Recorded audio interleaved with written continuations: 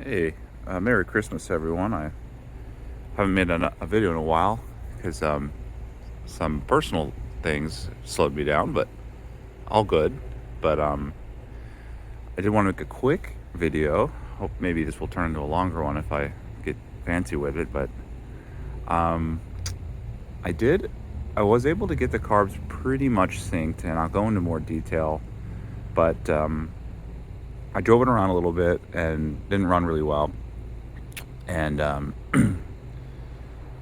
but then I was thinking, well, it's shifting kind of weird, and then it had a misshift, and I was in like second gear, and then went back into first or something like that, and I said, oh well, let me go look at the shifter the shifter bushings, and here's the Beetle, by the way. But hot Porsche tip is only Porsche owners would know this, is if your bushings look like that, then they're probably bad. So here's the shifter coupling. There's a little pin. Let me see if I can. That's what it looked like coming out. So there's supposed to be a bushing in there. I already knocked that pin out, but yeah, that's not supposed to wiggle like that. It's supposed to wiggle up and down a little bit, but not left to right.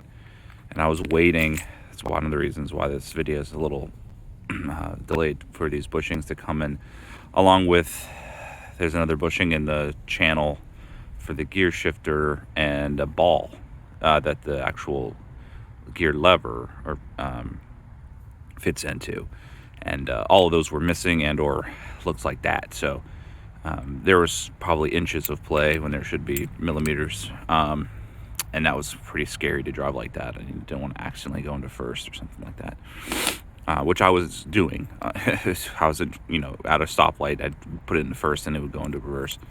But either way, I'm going to put these in the car. Maybe I'll show you how that goes, because oddly enough, there's not a lot of videos on YouTube about how to do this. There's a couple, but I don't know what's one more.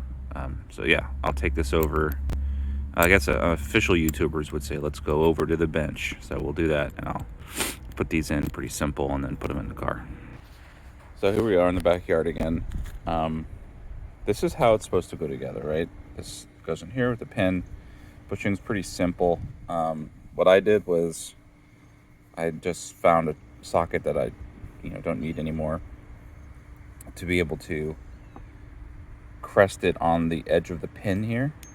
It's a little rounded, and that gave me enough surface area, actually a pretty good match, to hit it with just a regular, I have this rusty trusty hammer there, but it took a lot of force, and I kind of had to put it in the vise a weird way, but that was able to knock it out.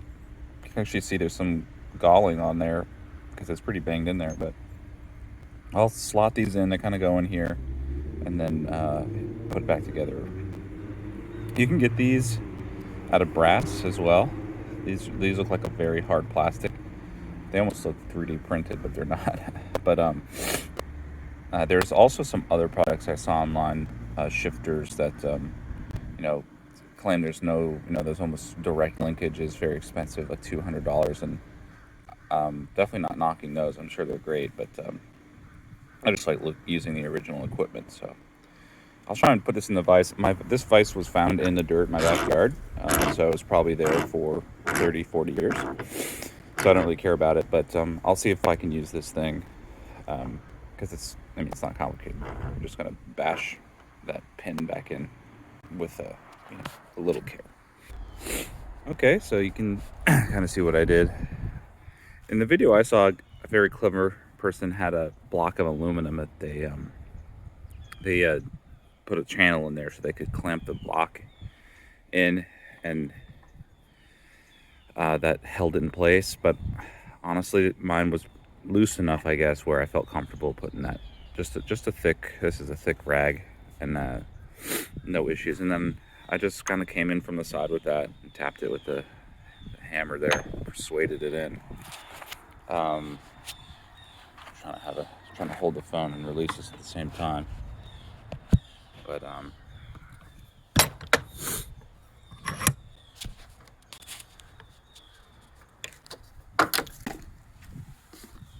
that didn't work, but either way, it's in there now. That's just from the fabric. It's not, I'm sure it's not as good as those the other uh, ones you can buy that are more direct connect, but it's pretty good. I mean, it wobbles a little bit there. Um, I'm not terribly happy with that. I mean, look how much play is in there. But it's better than it was because what it was there was nothing. So when I put this back in the car and see how it feels, I'll see if I like that, and maybe these aren't not the right ones, or maybe I go with a different product. But for now, this is perfect. I mean, it's fine for me, just so I feel comfortable in the car driving it and shifting it. The only other thing I wanted to mention was the reason you can't clamp it like that, like clamp it that way, is this metal's pretty thin, or not thin, but it's just not as strong as this spline section. So if you were to clamp it that way or try and press this pin in from one side, like I briefly tried and then I realized what was going to happen, you'll squish this together and maybe that will crack. I have heard people say these crack. They replace the whole shifter because this is cracked. And these are surprisingly expensive. I think they're like $100 some for this, which seems kind of crazy, but whatever. So yeah, this looks good, and I'll put this along with some other of those bushing materials in and see how she shifts. Yeah, looks good. So I wanted to show the inside. That is where the end of that goes, the little ball end. And when I opened it, that's exactly what it looked like. There's supposed to be a little plastic bushing that goes in there and fits around that end. And so that was missing, and so there was crazy left to right movement. And then there's a bushing that goes on that sleeve. That one fell apart, just fell in half. I'm sure which is normal after 50 years or however long it lasted. You can see there's glue everywhere, which sucks, but what are you gonna do? And then that's where the coupling is. And I just have to kind of put everything together, and hopefully feels a lot better than it does. So let me do that. Okay, so I'm about to bolt the shifter back on, the gear selector, I guess, and got that bushing on there. And I don't think I mentioned, but I'm recording this on New Year's Eve, and it's one of the coldest days we've had in years, and it's like 40 degrees outside. So this plastic is really difficult to put on there. So I actually had to take this is safety wired on there, and I took that off to slide this back on there, but the plastic was so difficult, wasn't compliant at all. I went inside and boiled some water, dropped that in there, and was able to just kind of squeeze it back onto this plate that slides. So that's on there now, but I had to heat it up. And then put that in there, and lo and behold, there's the old one. I didn't even notice. Of course, I started digging in there, and that's the bottom. This is the bottom of the old one. So you can see this one just fell to pieces. So it was in there, but only half of it really. So either way, this one's all brand new. I'm using high temp wheel bearing grease. It's the only thing I have. I hope that's not an issue. I wouldn't think it is, but I'm sure someone will let me know, oh, it's going to eat in the plastic or something. But either way, it's all a learning experience.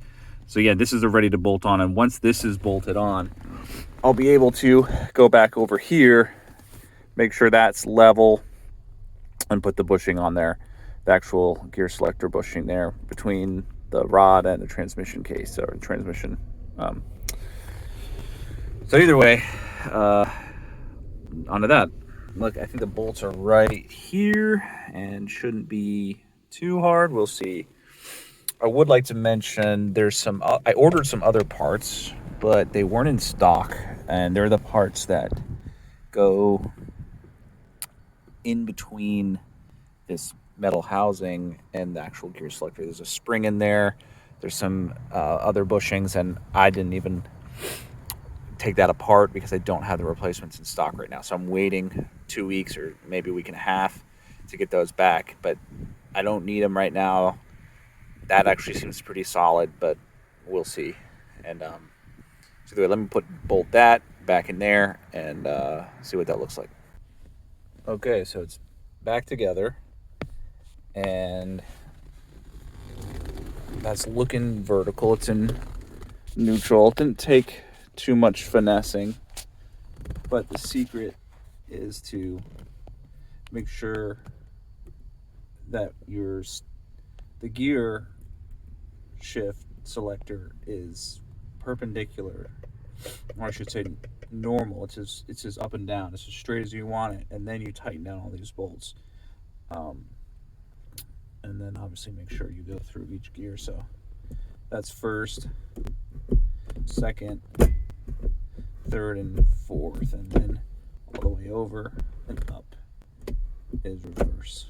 So this is pretty solid. I forgot to mention, you can probably see it, I put actually a little tiny paper shims in there just to take up some room.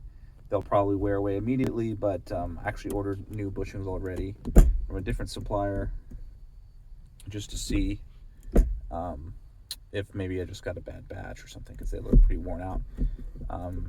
But right now obviously it's way better than it was.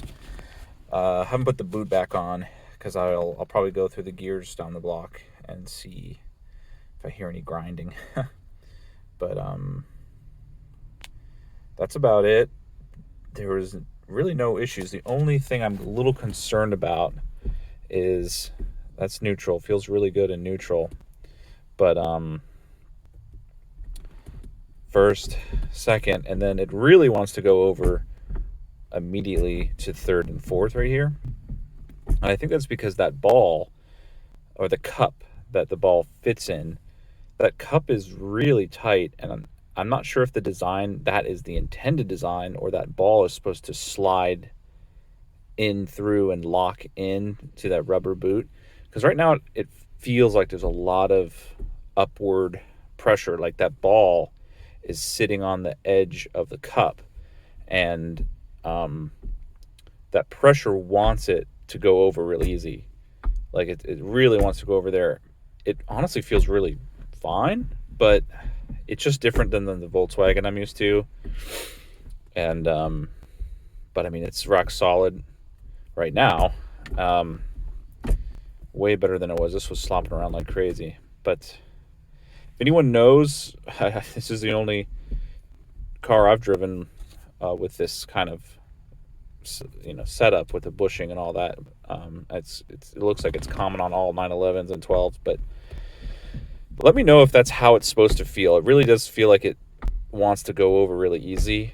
That being said, it does go into neutral quite easy as well. So maybe I'm just a little scared because it's new, or I'm making up problems before they happen. But I certainly don't want that bushing to be pushing constantly up, and then the bushing that's holding the actual rod, obviously it would have a force only on one side. It wouldn't kind of be neutral in the slot. So there might be advanced wear on that bushing because this ball isn't correctly seated into the ball socket.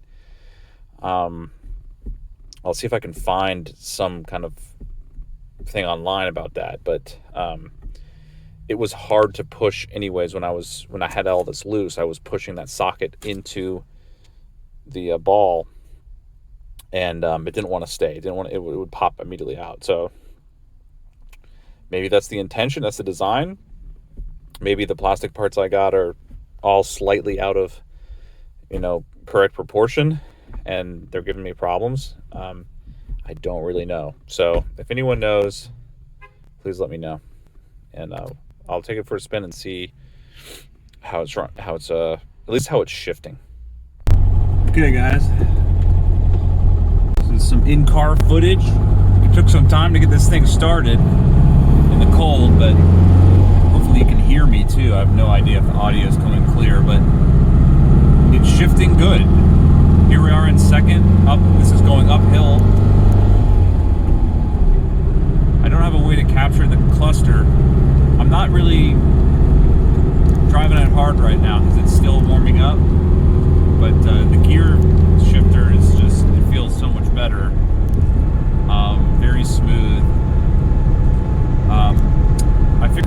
update why I'm actually able to drive it so well. I was able to actually balance the carburetors, or sync the carburetors, I should say. The issue was everything that could be wrong was wrong, in terms of every cylinder, every individual throat was off. I used a little vacuum chamber, vacuum tester for each throat, the little snail, if you've seen that. And I found out that the carbs that I have weren't the original that you would have had in 66. They're split throttle, or split linkage, or so that you can individually adjust the butterfly for each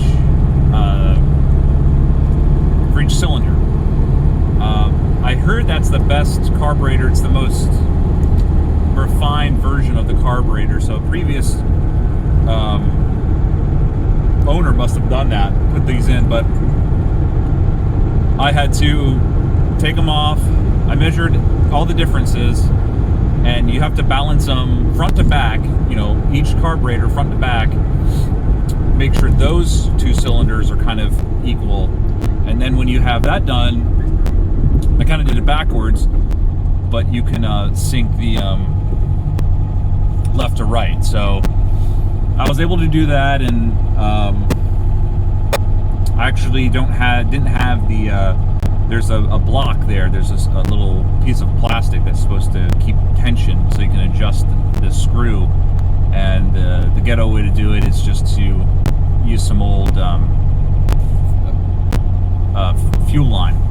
So if you know what I'm talking about, it was pretty simple, honestly. Just a lot of taking the carburetor, just slight adjustment, and then once I had it set, I could just put the snail in there, have it idling, and make sure the vacuum in each cylinder, cylinder 3 and cylinder 4 were the same, cylinder 1 and cylinder 2 were the same, and then once you match that one bank with the other bank, then you're good. And all of mine were around, whatever units in that snail, they were all around 6, and then the number 3 was 7. I couldn't get that one down, but it was way off before. And so now the car idles really well. I did that adjustment when it was 75 degrees outside, and now it's 40 degrees outside, so it's not perfect right now. But that allowed me to actually drive the car pretty decently. And I think I updated you guys last time. I got the linkage working really well, the throttle linkage, and I can use the full throttle. But before I sync the carbs, if I were to go full throttle, it would just bog down and spit and make all these crazy noises. So it was kind of scary. But either way, I'm happy with it right now. It's not perfect, but it's driving phenomenally better than when I first got it, when it was quelching black smoke and all that other stuff. Right now I'm kind of in this neighborhood, so there's lots of lights. I can't really, but I'm about to get to a US highway here. We'll see if I can get it. The shifting is, like I said, great, but it really does want to move over to the side, like I was saying, on the third and fourth gear. So I don't know if it's right, if it's adjusted correctly, but no, I'm able to drive it right now, which is excellent. And the crazy thing is how good it handles. It has this giant steering wheel, like all these older 60s sports cars have. The Beetle has a big wheel too, and it's not a sports car. It's just, everything's mechanical, and the Porsche enthusiasts, so that's, I guess, what they're talking about. I don't really know yet, because this thing's still kind of getting its nuts and bolts back together. But here I'm in fourth gear, and it's actually, it's not bogging down too hard, and that's a drastic improvement.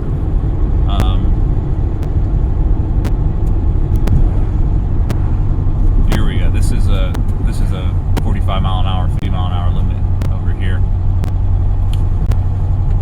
Here we go. Oh.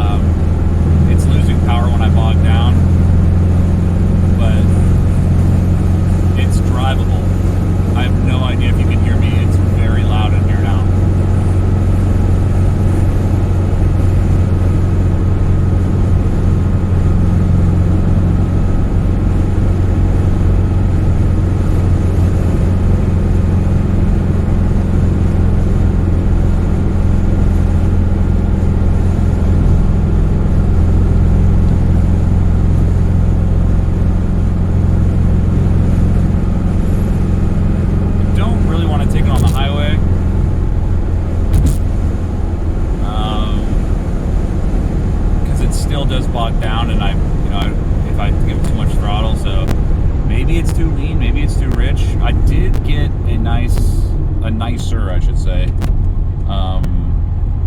timing light, and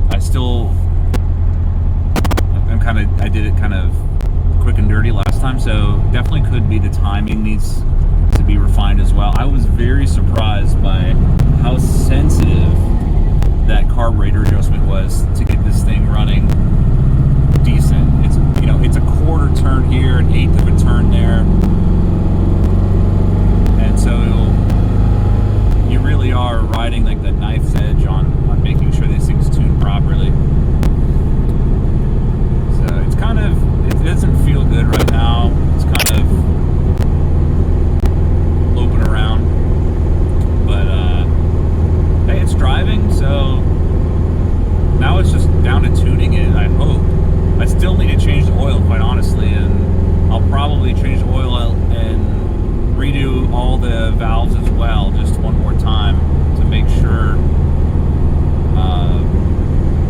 that is settled, because that one really was a huge improvement. But that's about it for now. I've had a couple of videos to stitch together now for this update. Christmas is tomorrow, so happy Christmas, Merry Christmas, happy holidays, and thanks for tuning in. This one's probably the longest one I've made from so far, so we'll see. I guess the next video I'll get that timing light out, and yeah, see, that's the throttle. When I push too much throttle, it bogs down. But I'll get that timing light out, play with that, see if I can get the timing down. It has a little dwell meter in there too, so I can adjust the dwell as opposed to just the point gap. Get it tight. But that'll probably be the next one. But until then, enjoy the holiday and Happy New Year. Until next time, thanks.